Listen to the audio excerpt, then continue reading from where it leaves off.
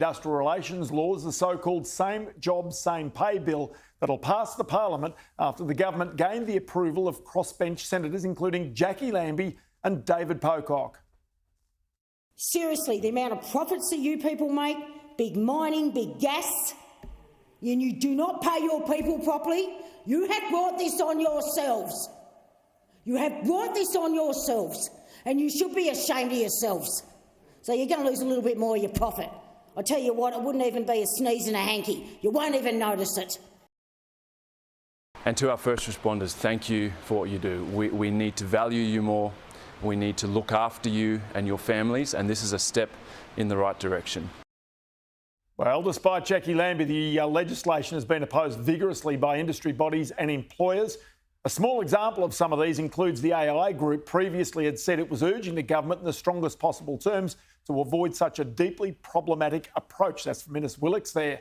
And also BHP had said it is extremely disappointing that this significant change has been rushed through the parliament before the committee inquiring into the impacts of the bill has even reported their misguided same job, same pay legislation. This is Andrew McKellar, served to corner businesses that are already on the brink, sending them over the edge. So let's bring in here Tanya Constable, Chief Executive of the Minerals Council of Australia, who's fought these changes. Tanya, many thanks for your time today. Can you just tell me, did you bring it upon yourself, as Jackie Lambie said? Is this the impact of this only going to be a sneeze and a handkerchief? This is the worst bill that we have seen on industrial relations ever, Ross. It is very complex. It is going to affect every Australian. It's going to affect workers and it's going to affect business. What business asked for was fairness, balance between business and workers. And what we got was a complete breach of trust with the government and business. And that's why we have been absolutely against this bill. OK, so BHP, one of your most significant members, said it will cost the company $1.3 billion a year. Now, that's coming straight off the profits. That's coming straight out of the shareholders' pockets. Should employees be worried about this?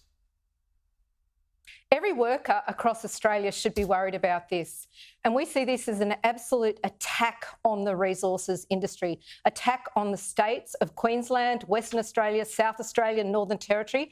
All the big resources states are going to be affected by these changes. Every job that is lost across Australia now, the government can take absolute credit for those loss of jobs because we need a productive nation. What we have in resources is an industry that is paying half the corporate tax in Australia. That means the services that are produced. It's thousands and thousands and thousands of jobs. It's businesses right through our supply chains paying very big money to workers. We're talking about $150,000 as an average. No one can argue that our industry is not paying great wages to our workers. But across the economy, this bill has a deep impact. We've joined with every business group across Australia to campaign against this bill because it is so bad for Australians. It is so bad in terms of productivity. It is so bad. It is an economy wrecking bill and it's just economic vandalism. You mentioned job losses there. Will the passing of this bill lead to job losses and a higher unemployment rate here in Australia? Well, it can't help but see job losses. We will see a slowdown of investment because if you start to take away employment options and industries like the resources industry, industries like construction, small businesses across Australia all rely on flexible options. A productive nation, productive companies and businesses mean that we are going to see wage rises naturally occurring in the economy. We're going to see more jobs in the economy. So this bill does have consequences, huge consequences across the economy at a time when we can't afford to see that. We've got a cost of living crisis. We've got national accounts yesterday that saw a weakening of the economy. So this particular bill is just going to add to the woes of every Australian.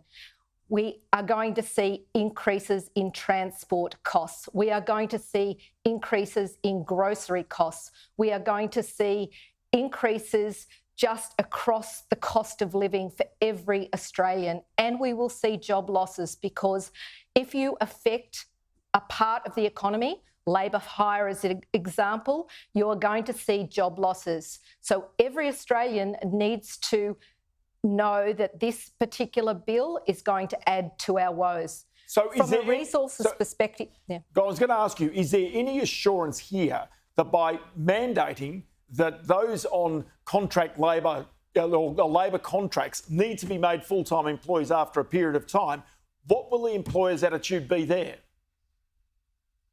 Well, there's no guarantees now. We'll see investment decrease in Australia. We will see companies consider the arrangements that they have, which ultimately means job losses across Australia.